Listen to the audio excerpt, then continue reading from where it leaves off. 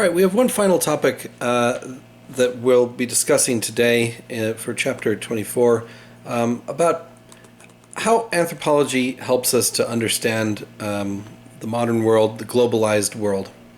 And obviously there's a lot more that can go into this than just one chapter. And anthropology, we've spoken in previous lectures about how it's really anything. It's really anything that relates to humans, how we live our lives, how we do what we do, and trying to understand it better. And that information can be used to apply to policy making or improving people's situations. And so this chapter really focuses on the impacts that our interconnected, interwoven world has upon differential communities of different scales. So we talked a little bit about this in the last chapter about colonialization and the imbalanced relationship between the core countries who exploit and suck resources out of them and manufacture and then sell them back to their original peripheral nations at a profit. And it creates this increasing imbalance and differential between the communities that are the haves and the ones that are the have-nots. But there's more to it than just that. There's behaviors that we have that we may not really even think about being impactful on the world around us that are. Most important, perhaps, is energy consumption. That if you go back to previous chapters about how our ancestors evolved to become modern humans, we lived in situations where we subsisted sort of day to day, and our impact was minimal on the environment around us. But as we've become industrialized, as we've become mechanized and live in urban communities with specialized labor, we rely on a whole global network of communication and interaction to keep us living the way that we want to. And so you watching this video right here, right now, is part of that. How do we communicate? How do we coordinate all of this network of interactions that take place? What impacts do things like me recording a video on a video recorder, uploading it to YouTube, and you seeing it on some kind of a device? How does that impact the world around us? Well, we need energy to do this. So the camera that is pointed at me right now was manufactured with parts from around the world, done by specialists of the electronic components.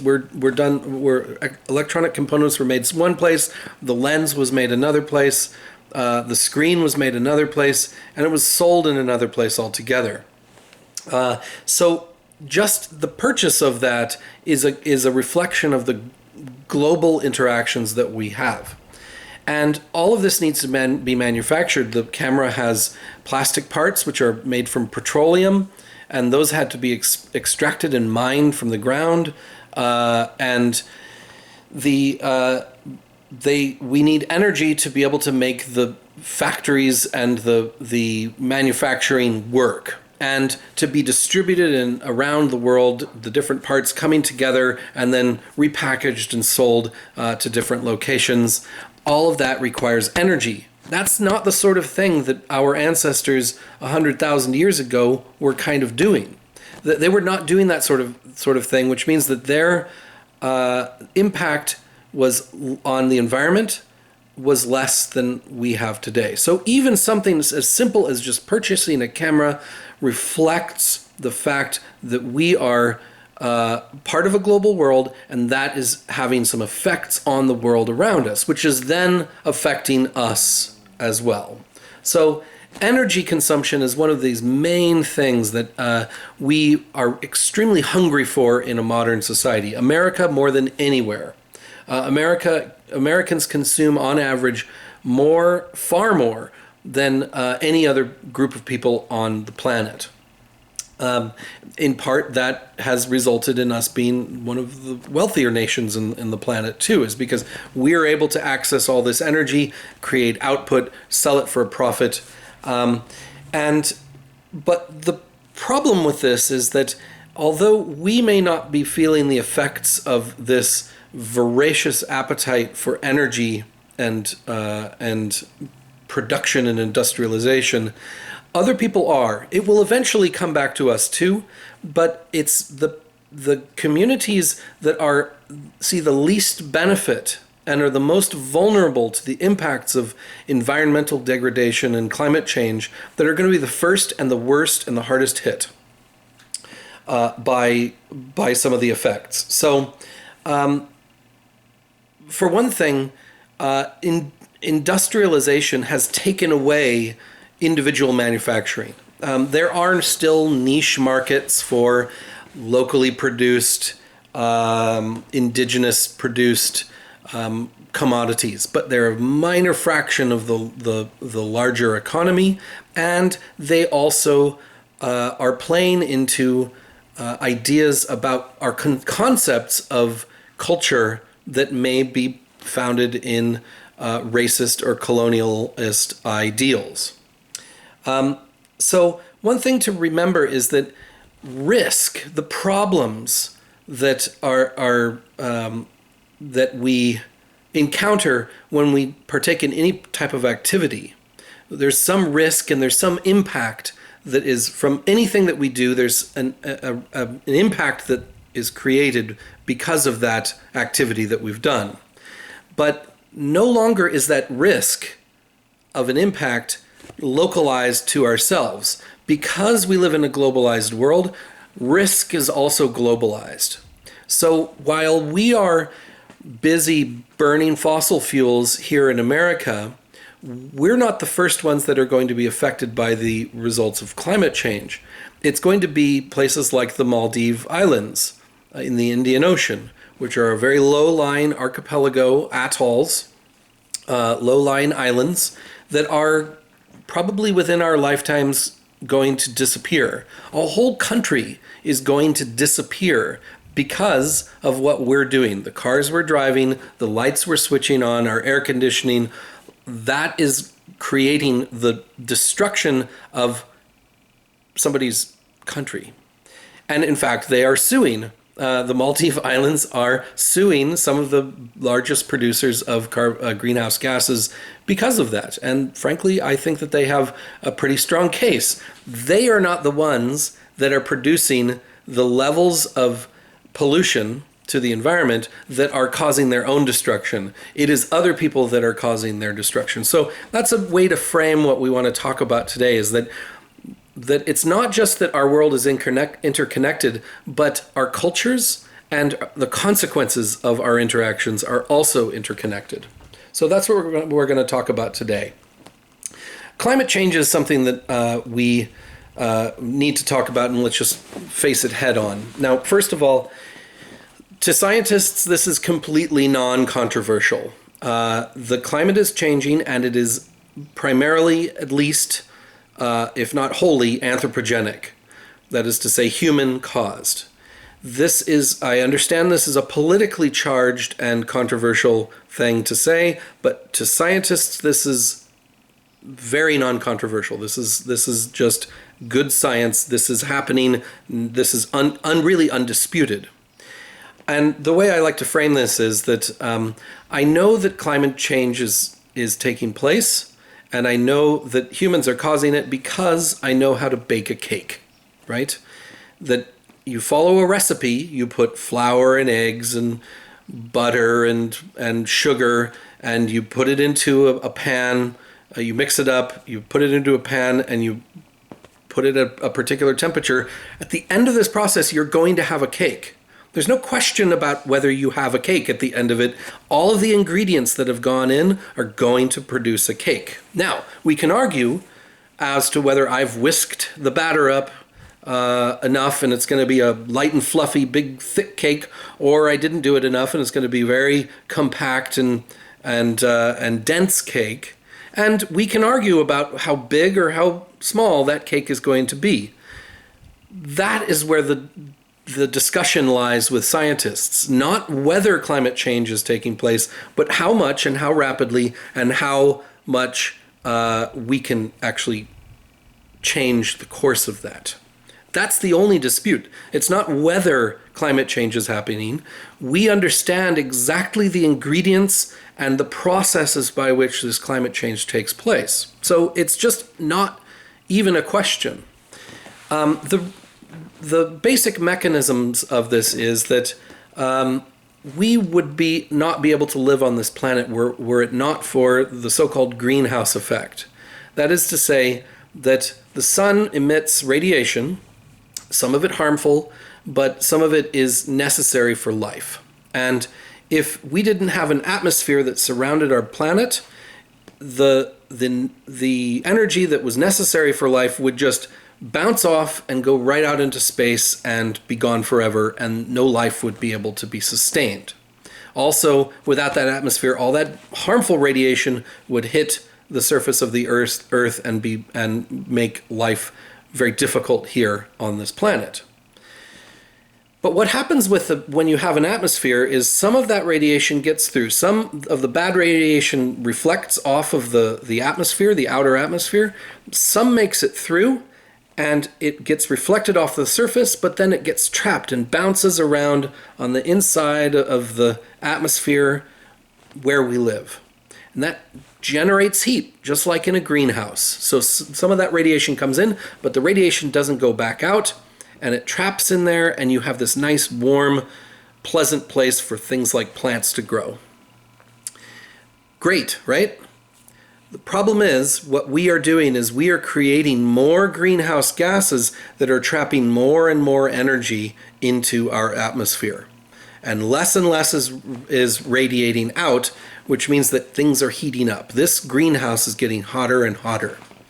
Now, it's a very complex set of consequences. It's not really just global warming. That's not really the best way to describe it, because what happens is when you have things warm up through climate change, you're going to have local effects that aren't necessarily even warmer. It's going to disrupt patterns of air currents and sea currents. You're going to have melting ice that's going to bring in fresh water where there was only salt water. You're going to have, which are different densities. You're going to have more moisture that's brought up into clouds, which means more energy, stronger storms. You're going to have sea levels rise, so what was once land is now water. And it's also a cascade of effects that the ice in the polar regions, they reflect sunlight out into the cosmos. But when that whiteness melts, it's going to be replaced by dark either land or sea that's going to absorb more heat and heat it up even more rapidly. So once it starts to get faster and faster and faster and more intense. And so there's sort of a cutoff point where it might be a domino effect that once it starts going, it just continues. So that's really, in a nutshell, what is happening with climate change. And we understand the processes. The modeling is using supercomputers, is just giving us a range of scenarios of how bad it's going to get, not whether it's going to happen. That is indisputable. And really no scientist who understands the process disputes this. So who is pumping out these gases, right? Well, it's largely from energy consumption. And it's not just your cars, right? Things are getting cleaner in our own environments when we stop using cars and driving so much. But the food that you get from the supermarket was driven there by a truck. And is it from, how far did that truck have to go? Did the truck go to the port of Los Angeles getting star fruit from China on a ship that was pumping out greenhouse gases? What kind of mechanized agriculture were the Chinese using to grow those crops and harvest those crops and ship those crops? So just a single fruit that you get from the supermarket can have a lot of energy consumption attached to it, more than just driving to the supermarket to get that fruit and back to your house and putting it in your refrigerator, right? So these are global concerns that we need to be conscious of, and anthropologists need to be conscious of, because the behavior in one place is affecting the behaviors in other places, and there are consequences beyond what your local conditions would tell you. So there's actually a whole subfield of cultural anthropology that looks at how things like environmental forces affect humans. This is called ecological anthropology, or sometimes referred to as cultural ecology. And this is how people's beliefs and practices help a human population to adapt to their environment. And these can be disrupted by the global connectivity. And ethnoecology is another subfield, looks at a society's set of environmental practices and perceptions. And so that can be small-scale communities and how they interact with their local environment, and it can be blown up to a global scale to see how what I was just describing in terms of a society's set of environmental practices on a much larger scale affect other communities around them. There's sometimes some hidden, what might sound like a really good idea at the time, has anthropological consequences that may be unforeseen. And so anthropologists, it's kind of their job to see what may be a hidden cost to policies that we may think are very good. So for instance, back in the 1980s, there was a huge push to stop hunting whales. And that's great, right? Whale populations were diminishing. They're part of the ocean ecosystem, and we wanted to stop the depletion of their numbers, right? Of the depletion of whale numbers, because they were getting to a crucial point where if they got any lower, they may not be able to breed and they may go extinct, certain species of whales. Great, right? That's all terrific. But there are some local communities, indigenous populations in places like the Pacific Northwest of the United States, whose indigenous communities rely on whale hunting. And they actually had signed treaties with the United States when they became an officially recognized First Nation group in America, that they would be allowed to hunt whales. And they're not commercial whale hunters. They're not selling this product on. It was important for their community. Their whole social structure was about bringing the community together. Their social hierarchy and was established by how you performed in the whale hunt. And because of this push to eliminate whale hunting totally, it became international law that was banned. And so this local community started to fall apart because their traditional practice of whale hunting, which was now deemed by the global community to be bad, was actually saying your traditional way of life is now banned. And they sued, and they were able to do one whale hunt, and in I think the early 2000s, and they haven't been able to do that again. And they're desperate to get out there and hunt a whale so their community can survive, not just and it's not for commercial fishing or commercial hunting or anything like that. It's just for their own local autonomy.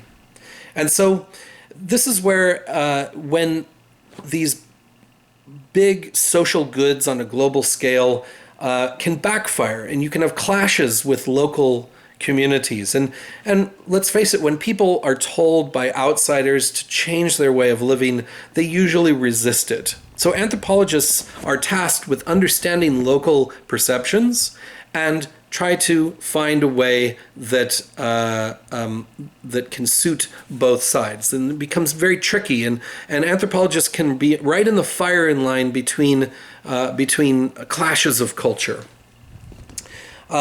Other things like deforestation. This is also exacerbates climate change because the greenhouse gases are actually counteracted by plant aspiration processes, and so as deforestation takes place, we actually have the planet has fewer ways to filter out all of that those greenhouse gases like carbon dioxide, and so from a global perspective, you want to keep the forests around. But how do you do that? The traditional response since the 1960s and maybe even earlier to the concept of deforestation has been to turn a forest into some kind of a national park, to set it aside and say, nope, you can't touch this, you can't do anything, and you keep people out of it, or you charge admission and you protect it, right? Sounds great, sounds terrific. Keeping the trees, keeping the animals, keeping the biodiversity, but there are people in these where these parks were whose lives depended, at least at one point, depended on the forests for their survival and their way of life. And these are often impoverished people that don't really have any other way that they can go. So by creating a big tract of land that you're keeping people out of, you're also keeping the local people out of their traditional cultural practices. And so environmental anthropologists respond to this by doing things like trying to make forest preservation attractive to locals.